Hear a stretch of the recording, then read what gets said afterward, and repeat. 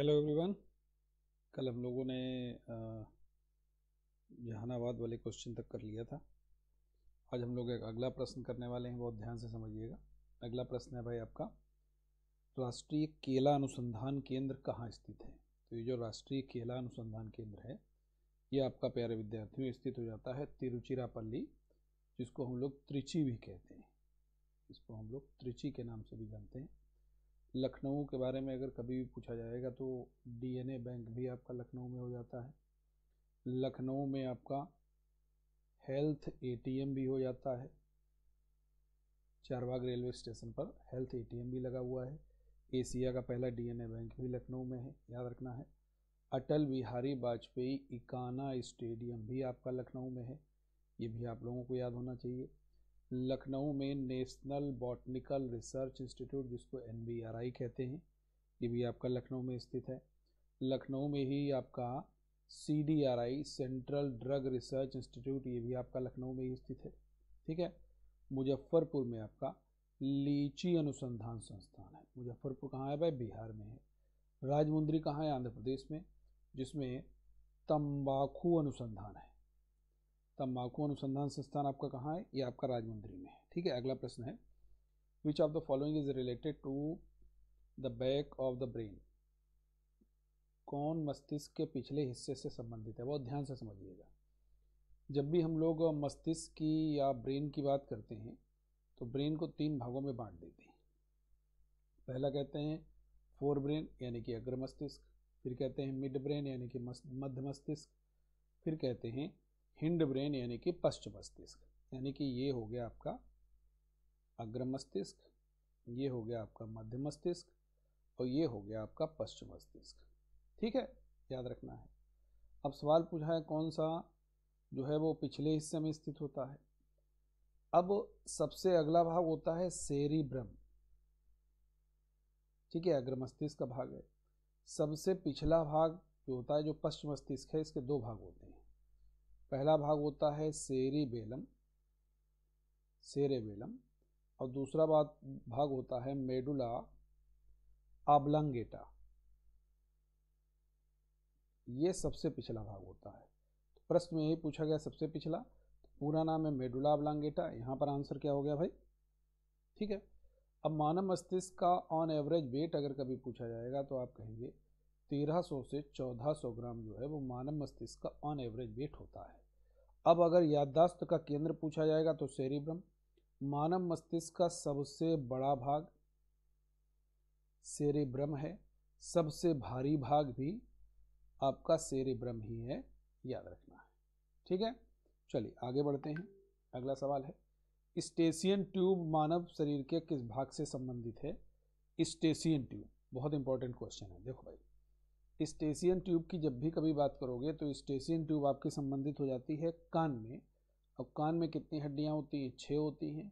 मानव शरीर की सबसे छोटी जो हड्डी है स्टेपेज, ये भी आपकी कान में ही स्थित है। ठीक है। एक बीमारी होती है जिसको हम लोग कहते हैं ट्रैकोमा, TRACHOMA, ट्रैकोमा। ये आंख से संबंधित बीमारी है, ये भी आपको याद रखना चाहिए। नेत्रदान में कौन सा भाग दान किया जाता है अगर कभी पूछा जाए तो आप बताओगे भाई कार्निया भाग दान किया जाता है। ठीक है, आगे बढ़ते हैं। स्टेशियन ट्यूब के बारे में जान लेते हैं, जिसे श्रवण ट्यूब या ग्रसनी शोथ ट्यूब के रूप में भी जानते हैं। एक ट्यूब है जो नॉसफेरिंक्स को मध्य कान से जोड़ती है। ये मध्य कान का एक हिस्सा है। वयस्क मनुष्यों में स्टेशियन ट्यूब लगभग 35 मिलीमीटर लंबी और 3 मिलीमीटर व्यास की होती है।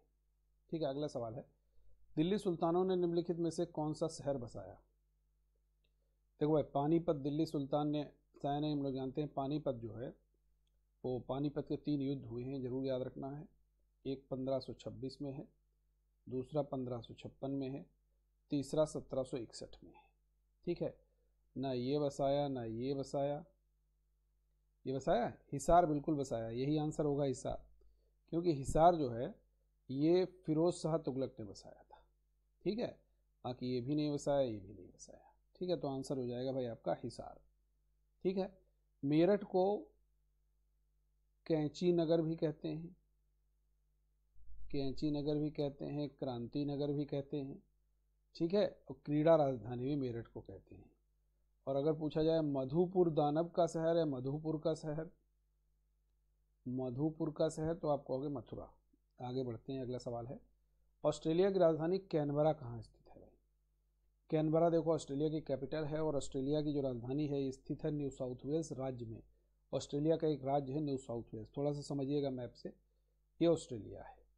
अब यहाँ पर ऑस्ट्रेलिया का ये क्वींसलैंड हो गया, यहीं पर आप देखोगे ये आपका मेलबोर्न हो जाता है। जो ऑस्ट्रेलिया की जो कैपिटल है हम लोग जानते हैं कैनबरा, ये आपकी न्यू साउथ वेल्स में है। कहाँ पर है? New South Wales. और न्यू साउथ वेल्स ये रहा, कैनबरा ये है, ठीक है। बाकी ये राज्य हैं, क्वींसलैंड है, न्यू साउथ वेल्स है, दक्षिणी ऑस्ट्रेलिया है, और ये पश्चिमी ऑस्ट्रेलिया है, ये उत्तरी ऑस्ट्रेलिया है, ठीक है। और नीचे तस्मान सागर है, और सबसे नीचे न्यूजीलैंड होता है, ठीक है। ऑस्ट्रेलिया एकमात्र ऐसा जगह है जो महाद्वीप भी है और देश भी है, जो महाद्वीप भी है और देश भी है। ऑस्ट्रेलिया एक महाद्वीप भी है और देश भी है। अगला सवाल है भाई होनियरा किसकी राजधानी है? तो याद रखना है होनियरा जो है वो आपकी सोलोमन द्वीप समूह की राजधानी है। किसकी राजधानी? सोलोमन द्वीप समूह की, ठीक है भाई, याद रहेगा। ये कुछ राजधानियां मैंने दी हैं जिसमें ये जरूर याद कर लीजिएगा। ग्रीनलैंड की राजधानी नूक है, ग्रीनलैंड की राजधानी आपकी क्या है? नूक है। आगे बढ़ते हैं, एशिया में न्यूनतम क्षेत्रफल वाला देश अगर कभी भी पूछा जाएगा तो आपका आंसर हो जाएगा मालदीव। एशिया में सबसे न्यूनतम क्षेत्रफल वाला देश मालदीव है, जिसकी राजधानी माले है। सिंगापुर सबसे नगरीकृत है एशिया में, जिसकी राजधानी सिंगापुर सिटी है, जिसकी राजधानी सिंगापुर सिटी है। और विश्व में सबसे पहले फेस बायोमेट्रिक किसने शुरू किया? इसी ने। भूटान की राजधानी थिम्पू है, भूटान की करेंसी नगुल्ट्रम है, और भूटान की संसद जरूर याद रखिएगा तसांगडू। भूटान की संसद तसांगडू, और करेंसी मैंने बताई नगुल्ट्रम। कौन सी है? नगुल्ट्रम है, ठीक है। चलिए आगे बढ़ते हैं अगले सवाल की तरफ। बाबा गोरखनाथ के गुरु कौन थे? बाबा गोरखनाथ के गुरु पूछे जाएंगे तो मत्स्येंद्र नाथ हैं।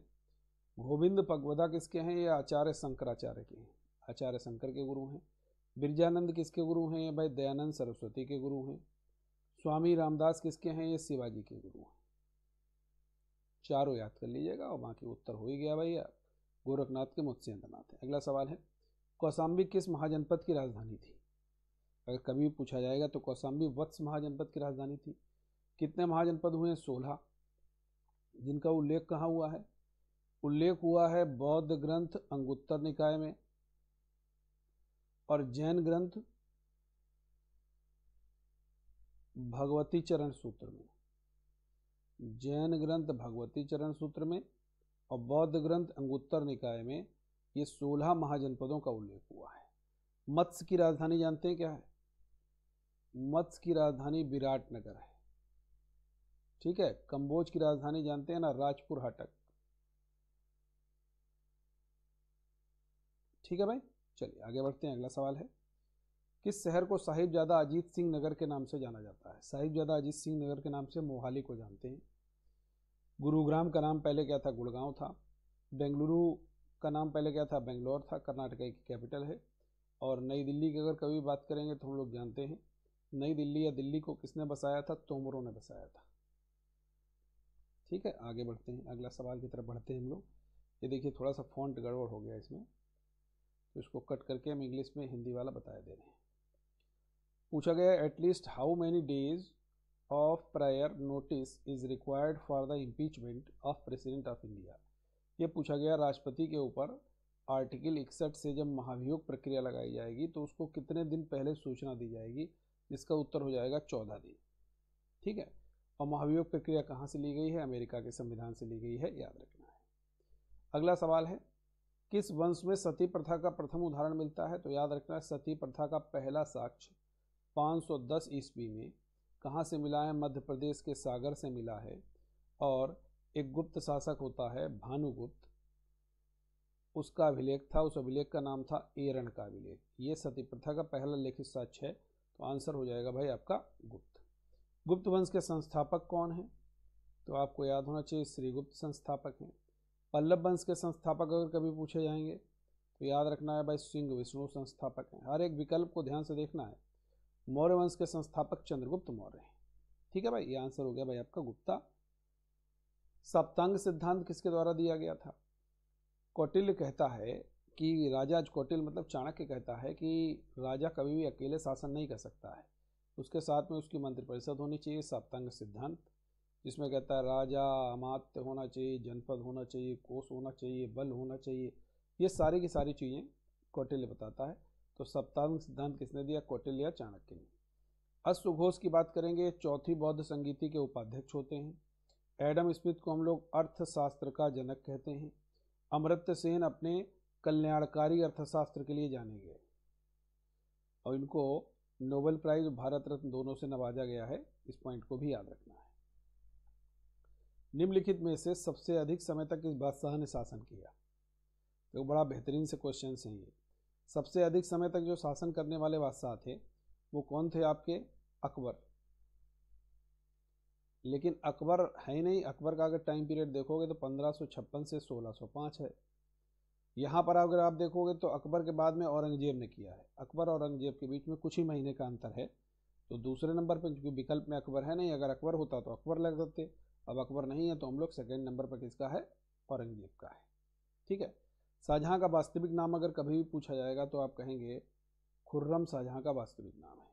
जहांगीर का वास्तविक नाम पूछा जाएगा तो आप कहेंगे सलीम जहांगीर का वास्तविक नाम है। आगे बढ़ते हैं। बकाया करों की वसूली के लिए कौन सा विभाग संबंधित है? बकाया करों की वसूली के लिए अगर विभाग कभी भी पूछा जाएगा तो बकाया करों की वसूली के लिए जो विभाग संबंधित है वो है दीवाने मुस्तखराज। किसने बनवाया था? तो भाई अलाउद्दीन खिलजी ने बनाया था। ठीक है। दीवाने कोही कृषि विभाग है, मोहम्मद बिन तुगलक ने बनाया था। दीवाने वकूफ़ ये बै के कागज वगैरह की जांच के लिए विभाग था, ये आपका बनाया था जलालुद्दीन खिलजी ने बनाया था। दीवाने बंदगान ये दास विभाग है जिसको कि फिरोज शाह तुगलक ने बनाया था। ठीक है। अगला सवाल है, भारतीय सैन्य academy Indian military academy Dehradun में है, इसकी स्थापना कब हुई? तो इसकी स्थापना आपकी हो जाती है 1932 में और गवर्नर जनरल होता है Willingdon, Lord Willingdon governor general होता है। ठीक है भाई। तो ये हमारे क्वेश्चन यहाँ पर समाप्त होते हैं। आप लोग देखिए एक काम जरूर करिएगा, ऐसे क्वेश्चंस को भाई बहुत ध्यान से पढ़िए, बहुत ही बेहतरीन सारे के सारे क्वेश्चंस हैं। और ये जो मैं चारों ऑप्शंस के बारे में चर्चा करता हूँ, जैसे इसमें 1948 में एनसीसी की स्थापना हुई, 1954 से भारत रत्न दिए जाने शुरू किए गए, 1958 में डीआरडीओ की स्थापना हुई, defence research and development organisation की। तो ये चारों के चारों ऑप्शन से बहुत सारे, यानी कि एक प्रश्न से आपको कम से कम 3-4 प्रश्न मिल जा रहे हैं। इसी तरीके से आप लोग क्वेश्चन पेपर भी सॉल्व करिए और ऑथेंटिक किताब से करिए। इधर उधर ज़्यादा किताबें मंगाने से कोई लाभ है नहीं, उसमें गलत चीज़ें अगर आप पढ़ रहे हो तो वो आपके लिए मीठे जहर के समान है। ठीक है। तो आप लोग शेयर जरूर कीजिएगा वीडियो को, अधिक से अधिक लाइक कीजिएगा। ओके, थैंक यू एवरीवन, जय हिंद।